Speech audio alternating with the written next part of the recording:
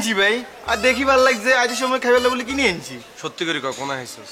সত্যি ভাই। হ্যালো বন্ধুরা, কেমন আছেন সবাই? আশা করি সকলে অনেক অনেক ভালো আছেন। সময়ের জনপ্রিয় ইউটিউব ভিত্তিক নাটক হলো ব্যাচেলার পয়েন্ট। আর এই ব্যাচেলার পয়েন্টের প্রতিটি পর্বের জন্য আগ্রহের তুঙ্গে থাকে দর্শকরা, বিশেষ করে তরুণরাই এই নাটকটির প্রধান দর্শক। আর এই দর্শকের কথা চিন্তা করেই নতুন নতুন চরিত্রে যোগদান দিচ্ছেন কাজল আরিফিন অমি। আর আমরা সচরাচর ব্যাচেলার পয়েন্টে বিভিন্ন চরিত্রে বিভিন্ন অভিনেতাদের অভিনয় করতে দেখি, আর তেমনই একটি চরিত্রে অভিনয় করছেন শিমুল। আজকের এই ভিডিওতে শিমুলের পরিচয় সম্পর্কে জানবো।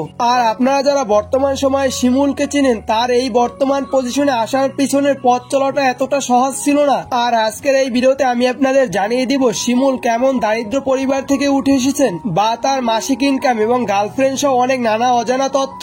আর এই ভিডিওটা যদি আপনি না টেনে সম্পূর্ণ দেখেন, আশা করি জানতে পারবেন শিমুলের সম্পর্কে অনেক নানা অজানা প্রশ্নের উত্তর। তাই এই ভিডিওটা স্কিপ না করে এ টু জেড দেখার অনুরোধ রইল। আর এই ভিডিওটা দেখতে দেখতে ভালো লেগে গেলে অবশ্যই একটি লাইক দিয়ে রাখবেন। তো চলুন ভিডিও শুরু করি। ডালের বড় ভাই। ডালের বড় ভাই মানে কি?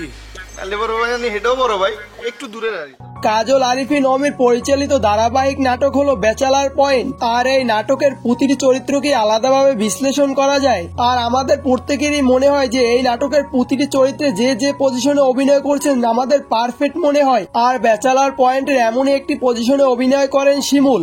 আর আমরা সকলে তাকে শিমুল নামে চিনলেও তার আসল নাম হলো শিমুল শর্মা। তো চলুন এখন আমরা পর্যায়ক্রমে জেনে আসি শিমুলের শিক্ষা জীবন সম্পর্কে। তিনি রাজধানীর ঢাকা ইন্টারন্যাশনাল ইউনিভার্সিটি থেকে কম্পিউটার সায়েন্স এবং ইঞ্জিনিয়ারিং এ কম্পিউটার বিজ্ঞানে বিসিএস সম্পূর্ণ করেন। বিশ্ববিদ্যালয়টির 7ম কনভোকেশনে 2016-17 শিক্ষাবর্ষে হিসাবে তিনি শিমুল অফিসিয়াল স্নাতকের সনদ পান। তো এখন আমি আপনাদের জানিয়ে দিব শিমুলের অভিনয়ে আসার পিছনের গল্পটা। তার অভিনয়ে আসার পিছনের গল্পটা বেশ ইন্টারেস্টিং, কারণ তার কখনোই আগ্রহ ছিল না অভিনেতা হওয়ার। তিনি তার অভিনয়ের পিছনে আসার পিছনে গল্পটা শেয়ার করতে গিয়ে বলেন তিনি ছোটকালে প্রচুর নাটক এবং মুভি দেখতেন এবং তিনি ভাবতেন যে এত সুন্দর সুন্দর নাটকগুলো কে পরিচালনা করে বা কে লিখে, আর সেখান থেকেই তার পরিচালনার যাত্রা শুরু হয়। তাই শিমুল 2017 সালে কাজল আরিফিন অমির সহকারী হিসাবে যোগদান করেন। তিনি বর্তমানে অমির প্রতিষ্ঠান বুম ফিল্মসের চিফ সহকারী পরিচালক হিসাবে আছেন। আর আপনাদের জানিয়ে রাখা ভালো শিমুল ফেনীর সন্তান। আর তার মাসিক ইনকাম এবং গার্লফ্রেন্ড সম্পর্কে কোনো সঠিক তথ্য এখনো পাওয়া যায়নি। তো বন্ধুরা, আজকের এই ভিডিওটা এই পর্যন্তই ছিল। আর আমরা এই ভিডিওর একদম শেষ পর্যায়ে চলে এসেছি। আর আপনাদের কাছে শিমুলের অভিনয়গুলো কেমন লাগে অবশ্যই কমেন্ট করে জানিয়ে দিবেন। আর আপনাদের শিমুলকে নিয়ে যে কমেন্টে সব থেকে আমার কাছে ইন্টারেস্টিং মনে হবে সেই কমেন্টটি আমি পিন কমেন্ট করে দেওয়ার চেষ্টা করব।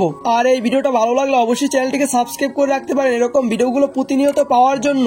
আর সাবস্ক্রাইব করার পর পাশে আসা বেল আইকনটি বাজিয়ে দিলে পেয়ে যাবেন এরকম প্রতিনিয়ত ভিডিওগুলোর নোটিফিকেশন। আর আপনি যদি এরকম আপনার কোনো প্রিয় অভিনেতাকে নিয়ে এরকম ভিডিও দেখতে চান তাহলে অবশ্যই কমেন্ট করে জানিয়ে দিবেন। যাকে নিয়ে কমেন্ট সব থেকে বেশি আসবে তাকে নিয়ে একটি পরবর্তী ভিডিও দেওয়ার চেষ্টা করব। তো ভালো থাকবেন, দেখা হবে পরবর্তী কোনো ভিডিওতে। আল্লাহ হাফেজ।